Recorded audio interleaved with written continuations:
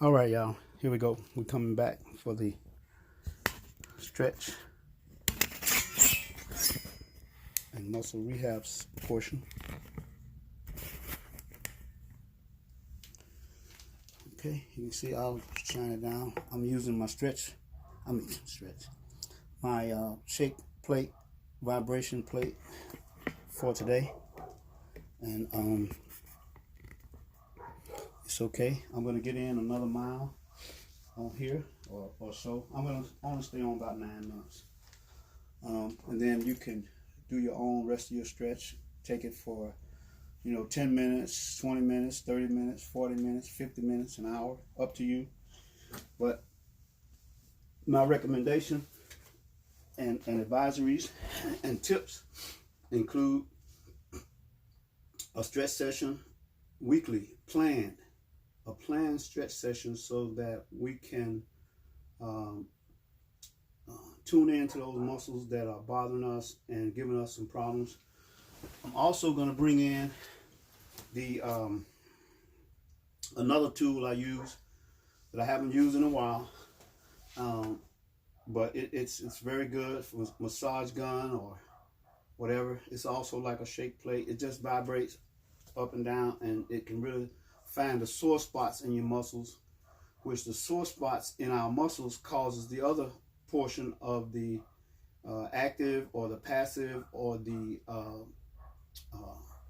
opposing muscle groups not to properly function, and it puts a lot of pressure on the functioning muscle because the other ones are out of order. And so we don't want, at our age especially, and I'm targeting seniors, so if you're other than a senior, 50 plus, or you can call yourself a senior at 40 plus, but my target group, because I teach target groups at my college, is 55 and over. And so, but if you're in your 50s and it helps you, or you're in your 40s and it helps you, if you're in your 30s and it helps you, if you're in your 20s and it helps you, etc. I don't work with children on this. This is not a exercise group for children. I do teach children, and I teach my granddaughter, and I was coaching on a track team for children up through teenagers, but I put that on a pause during the pandemic because I just didn't think my knowledge of the pandemic could safely cause a safe environment for those children to function in. So I didn't do it. I didn't participate, and I'm not participating. And I just give my granddaughter all the tips she can have to function in that environment and do better when she comes out of it, so that no hurt, harm, or danger can come to them afterwards. And so I'm not into hurt, harm, and danger for us, but this little utensil, I'm going to do this for a couple of minutes and show some of that, and then I'm going to get on the vibration plate for about 9 minutes and do some exercises, and then do a few minutes on the stretch session. So I may stay on 20, 30 minutes in all total. So, and I'm going to do it while the plate is shaking. So let's do that. I'll turn it on for 5 minutes and do this. So I do a time, take it down to, no, another way. Take it down to 5 minutes, and yeah. And so let me wave at somebody, and you just come on in. Normally, I like to say I'm from the old school, and I'll wave at you, but I'm not calling anybody's names anymore. So I'm moving away from that for a lot of reasons. So once I record my videos, I don't have your name on there, but if your name is on there because you came on there, then so be it. We can remove that, but I'm not calling anybody's names anymore like this, as much as I can remember. And so while the bottom is shaking, I can turn this on. We got 3 levels, 1, 2, and 3. Well, 1, 2, 3. But I'll take it to level 1, and then I'll start on my neck. We have the SCM muscle, sternocleidomastoid, and work that down into the shoulder, being careful that you don't put it on any bones. If you ever use it, do not put it on your bones. Keep it on the muscle tissue as much as you possibly can, and avoid your muscles and avoid the joints as much as you possibly can. Go on the muscle portion, not where the muscle inserts or none of that. Stay away from those areas, and let your physical therapists and chiropractors and all those people help you with those areas. It's just to take some of the tension out of our muscles. Okay, then I go across my chest, turn my head to the front, and do that same side with the head to the front. Do that same side, or the opposite side with the head to the front, and then turn the head in the opposite direction. And it's very good. Always come back to the front and do at least 2 times so you can see how the body's responding. Once the body is activated and says, hey, what are you doing? Is this new or whatever? And then it responds a certain way. And then when you do it the second time, it says, oh, I recognize that. And you can go through, as many times as you desire in your planned time session. Okay.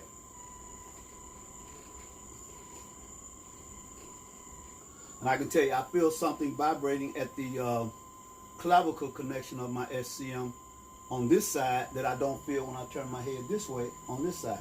So when I go to my chiropractor, we just take a note or a mental note, whatever, however you do yours, and then remember to talk to them about, okay, when I turn my head this way and shake my, there's a connection right here that I feel different than I do when I turn it that way. And then they can help us figure out what that is. Okay, back to the front, doing both sides again.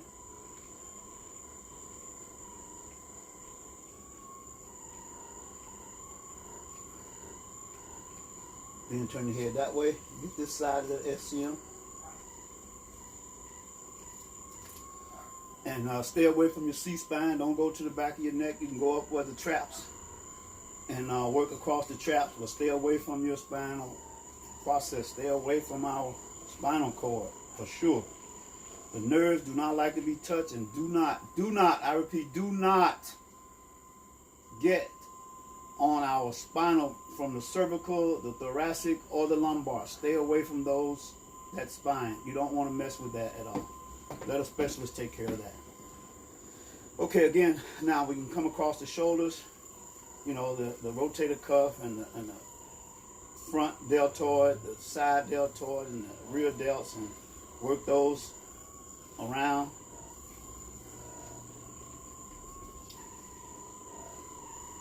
And then do the other side.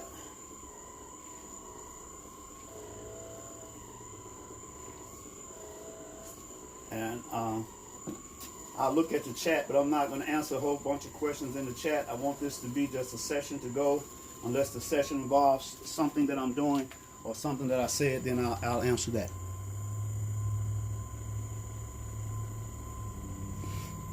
And that's right. You can use it on the bottom of your feet. I have a mat that I stand on that has the little raised portions on the mat that also, and I'm not going to get into reflexology because that's not I don't have any certification in that, but yes, there's some reflexology things that can help us with the feet as well. Thank you for that comment. That's exactly right. I use mine on my feet as well, but I haven't gotten there yet. I'm working my way down. That's all right. You're a little bit ahead of me, but that's okay. Yeah, and again, the feet are a meaty portion, and so that's okay. And so we're working our way down. You can come across the chest, and that's been our 5 minutes there. And so we can work our way down.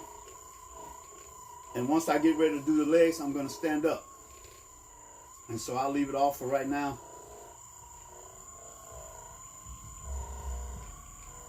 So I know I've been about 5 minutes. And work your way around your arm, turn it over. Feel where the soreness is. Stay away from the joints. Again, your elbow, there's some, that funny bone nerve is right there in the elbow. So be very careful around your elbow. And we don't want to activate nerves. Do not like to be touched. And so we don't want to damage no nerves and have tennis elbow from our rehab. Okay, do your hands also. I do my hands. Open up your hands. If you're used to typing or working with your hands all the time, open up your hand and work around the meaty portion of the hand. Be very careful when it shakes your finger. Again, I got mine on low, and it helps. You know, I can feel my wrist. I have some very damaged wrists from playing football for years of my life. I just figured out I played football for well over 30 or 40 years of my life, from the 4th grade at 10 years old up until I was 40. So about, you know, I retired at 40 playing flag, but I played overseas in high school and got my head busted and teeth knocked out and collarbone and hands. My wrist was fractured every game for at least 3 seasons. And so yeah, I'm just thankful that I can even use my hands. You know, I still got some of my fingers from basketball as well, and football that was broken and knocked out of place. So use it on your hands also. So we'll come to the other hand. Open up your hands, spread them, spread the fingers, spread them, spread them. And then come on up your wrist. Be very careful with that wrist bone. You know, my wrist used to be twisted to the side. Now I have to work it and make it come back over. But let the chiropractor and those orthopedic people work with your bones and the joints and ligaments and that kind of stuff. And your physical therapist. And I got my belly band on, so I also use it across. Be very careful at your diaphragm area and around the xiphoid tip and the sternum. Be very careful of that muscle, that little xiphoid tip. Do not get that thing up there and puncture that xiphoid tip. Might be something we really don't want to do, so be very careful when you're around that diaphragm and the xiphoid tip area. If you use it on your abs, I use it on my abs too. And it's been said that when we shake around the fat like that, the fat does not come back to that place. You know, fat likes to stay in a place, I've researched, that's not active. And so the less active place in my body is between my rectus abdominis and my lateral obliques. And so it likes to store my fat in my chest. You know, we don't move our chest that much. Even when we run, the chest stays still. You know, so my body tends to store a lot of fat. You know, I got my mother's chest as a man, so some of it I don't like, the way my fat stores in there, and you know. So anyway, you can use it there as well.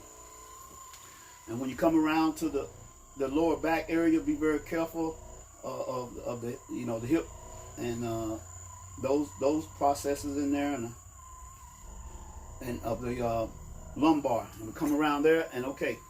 So now I'm going to turn it back on for 5 minutes and work through the legs. And so that'll be 10 minutes, and then we'll get 5 minutes of stretching off of the vibration plate, and that'll be our 15, 20, hopefully not more than 30 minutes. So here we go again.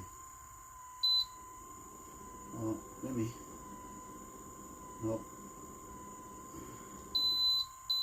So that didn't do so well.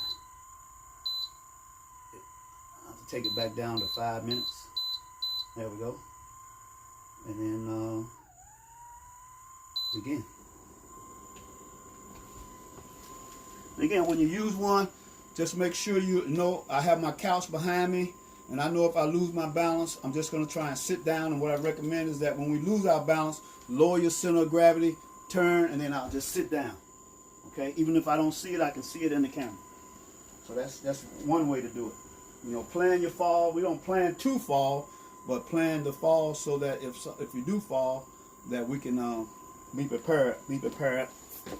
I was a Cub Scout and Boy Scout and all that stuff, so I understand the Scout motto of be prepared. On my own, I will do my duty to both God and country. I still remember all that stuff. So anyway, so now again, you can come around your waist and, you know, feel that fatty area coming on down to the hip area, down to the quad muscles. And I still got my braces on, so, and then work your way to the medial side and back to the lateral side. You know, the IT band down the side doesn't always get a whole lot of, it gets a whole lot of work, but it doesn't get a whole lot of rehab. So it can be very sore. I watched a rehab video today that talked about the doing some rehab to the inner muscles, which causes pain in the knee from running and walking. And so there's a stretch for the inside lateral portion of the leg that causes the knee to hurt. And I know my muscles are very weak on the inside of my leg, so I have to do some more training and get them trained, because they're too long as far as the muscle is not activating my knee as it should, so the knee is taking a whole lot of raising and pressure and bone on bone stuff because the muscle is not pulling it apart like it should. But again, work both sides. This is my side where I got some missing parts from injuries, and so this leg stays a lot sore because it works very hard to stay in balance. And there's one side of our body that's going to be more out of balance than the other side, and you know what that is. And just spend as much time on each one, but know that that one side is always going to be more sore than the other. And later in my life, my hamstrings stay a lot sore because they're taking the work of somewhere the weak muscle, and I believe that's the medial side of my leg is causing everybody else to work too hard when they're supposed to be the opposing muscle or the passive group. They're doing more active work all the time. So just know what that is and go around, the glutes. You can turn to the side and work those glutes as well. Coming on down toward the calf. I'm going to go on the other side.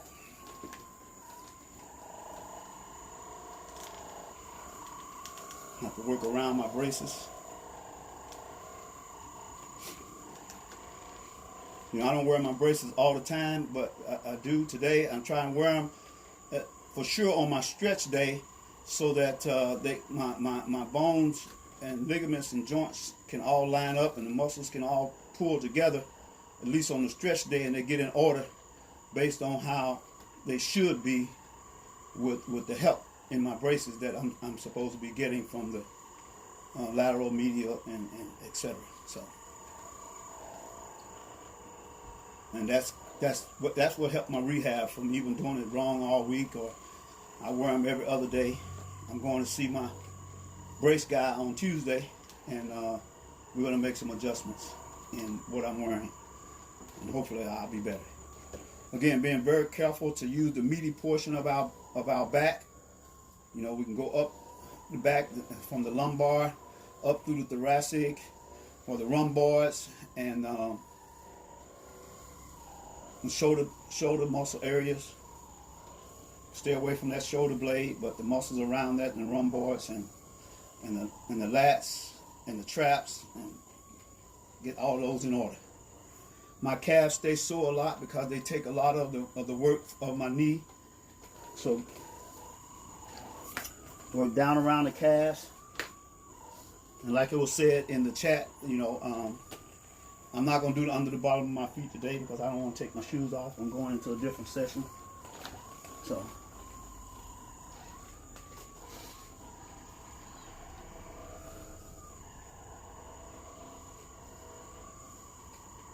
and 5 minutes can go pretty quick.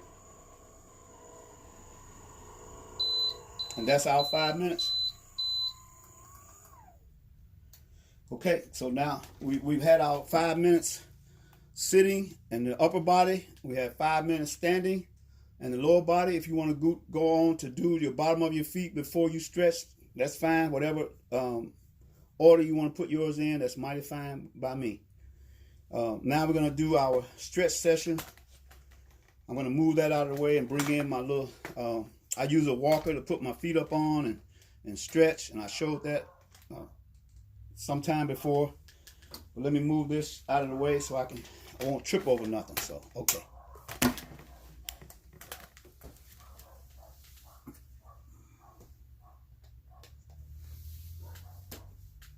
So there we go. I'll unplug this.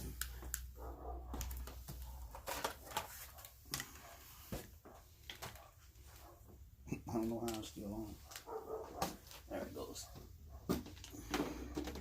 I like it because it's very light, easy. Just move it out of the way and it's easy. Put it in another place and go on with the next thing. It doesn't take up that much room. So.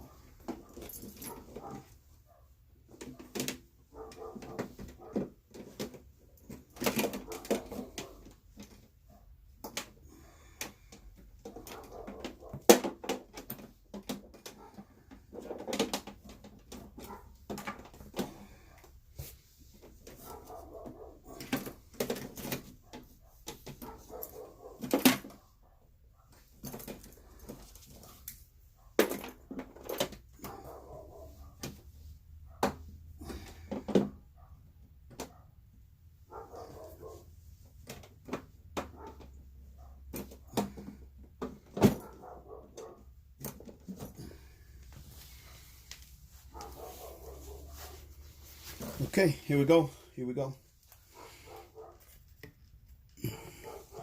Okay, now we come into the stretch portion of it. So I keep my eye on the clock for about 5 minutes. I'm gonna put a timer on in here so we don't go over.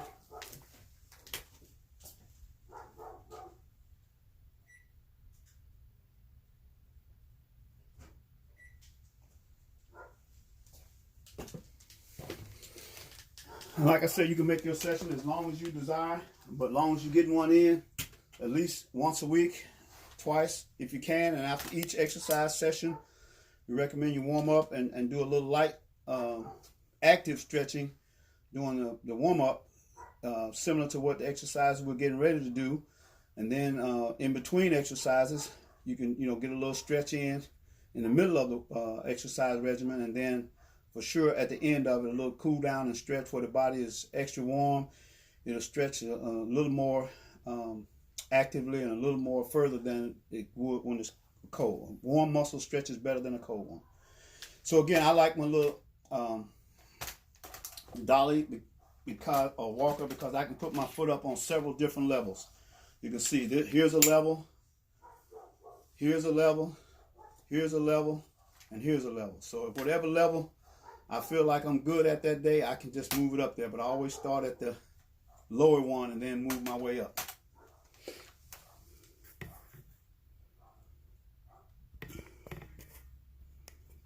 And I'll just say hi, y'all. I stopped calling people's name as they come on because I want to keep the platform generic. And so come on in. Come on in. Let's go. We're at the stretch portion now. We're coming to the last 5 minutes, the end of the session. I know many of you are coaches and trainers and active people, and you know what you're talking about, and you know when I'm talking about something that's good or otherwise. So get it in, get it in. So again, I can put my foot up on that level, get some hamstring stretches in. I'm starting from the bottom. I'm gonna work my way up today. Spend a few seconds over there. Be very careful. I have my Achilles tendon on there, and I can feel that. So you want to be careful how you stretch across that Achilles tendon if you have your foot propped up on something. Get that stretch in. Get that stretch in. Okay. Then we're going to move to the opposing muscle, the front or the quad, and I'm going to put my foot up on this side and then stretch this way. You can see that I got to hold on to that walker or it'll fall down.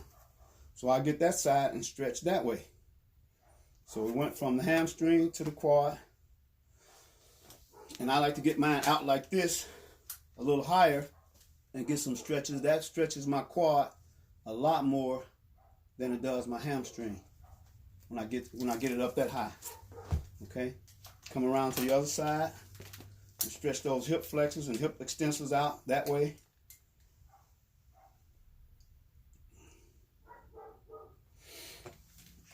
I have to be very careful on this side. Get this one up. Pardon the bottom of my feet.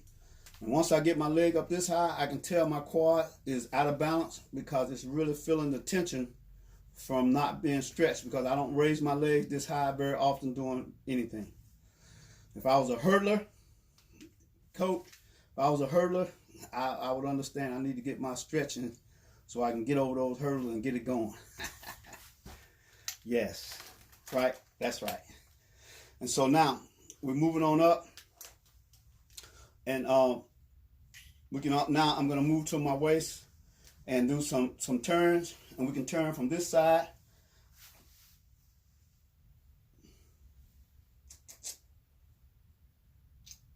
Spend a few seconds over there. Always come back to the front. Give a little shimmy or shake. And we got about 1 minute. 5 minutes go fast, y'all. I'm telling you. Don't take long. We get the other side. Come back to the front. Go one more time. I got my little belly band on. Tighten up. I have that V taper by the end of these 10-week sessions that I'm teaching. This is week 3 coming up of a 10-week session. So back to the front. Other side. and to the front. I'm going to raise it up a little bit. And we're going to come on up to the top with our arms outstretched. Open up the chest a little bit. Oh, lean back. Feel that spine stretch a little bit. Come to the front. Lean forward. Oh, cross over the arms that way. Open them up. Cross them over the other way. Okay. Cross one over in the front of you. Keep that hand off those elbow joints. Try not to stretch right at the joint. Get above the muscle or below it. Of the joint, of the elbow joint, above or below it. Other side. We already worked our neck to turn to either side. You can turn to either side, stretching the neck without any vibration on it. Cross over the arms, reach for your back in those places we cannot scratch. Give yourself a hug. If you haven't had a hug today, then you're getting one right there. And you're looking at one, so your body may even think you're getting more than one. Open it up again. Cross over the arms different than they were just then. If the right was over left, then put left over right. If left was over right, then reverse it. Alrighty. I'll bring it on up so you can see my face. Alrighty, there it is, and there we have it. That's our session for today. Thanks for coming on with me. I appreciate you all. Have a great day. Have a great weekend. If you want to continue your stretch and go through them again and use your massage gun on your bottom of your feet or somewhere that feel like it needs a little more work, go right ahead. That's Charles Manuel. Shalom. See y'all next time. Super Bowl Sunday tomorrow. Who you going for? I'm a Cowboy fan, so it don't matter. All right. Bye, y'all.